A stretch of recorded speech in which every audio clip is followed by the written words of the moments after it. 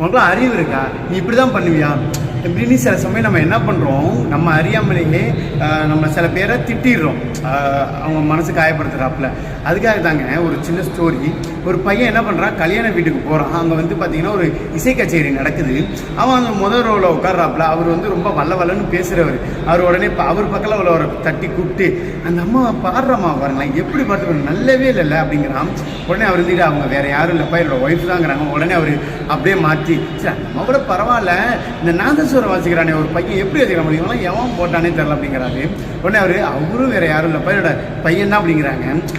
அப்படியே உடனே அவர் மாற்றி, ஐயோ என்ன பண்ணுறதுன்னு தெரியாமல், சரி 2 பேர் கூட பரவாயில்ல, இந்த பாட்டை எழுதிருக்கானே ஒருத்தன் எப்படி எழுதிருக்காம பாருங்க அப்படிங்கிறப்ப அவர் டக்குன்னு சொல்கிறாரு, இந்த பாட்டை எழுதுனது நல்லாப்பா, இது எங்கள் வீட்டு கச்சேரி தான் அப்படிங்கிறாரு.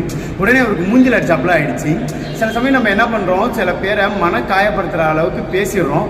அது மட்டும் இல்லாமல் எப்போதுமே பொய்யான பாராட்டுகளுக்கு நீங்கள் வந்து மகிழ்ந்துக்காதீங்க. ஏன்னா சில பேர் பொய்யா பாராட்டுவாங்க. அதே சமயம் அடுத்தவங்க மனசு காயப்படுத்துகிற அளவுக்கு நம்ம என்ன பண்ணக்கூடாது, பேசக்கூடாது. அதுக்கு தான் திருவள்ளுவர் அழகாக சொல்லியிருப்பாரு, யாகாவார் ஆயினும் நாகாக்க காவாக்கள் சோகாப்பர் சொல்லினுக்கு பட்டுன்னு. இடமறிஞ்சு பேசுங்க, இனிமையாக பேசுங்க, இதயத்திலிருந்து பேசுங்க. வாழ்த்து.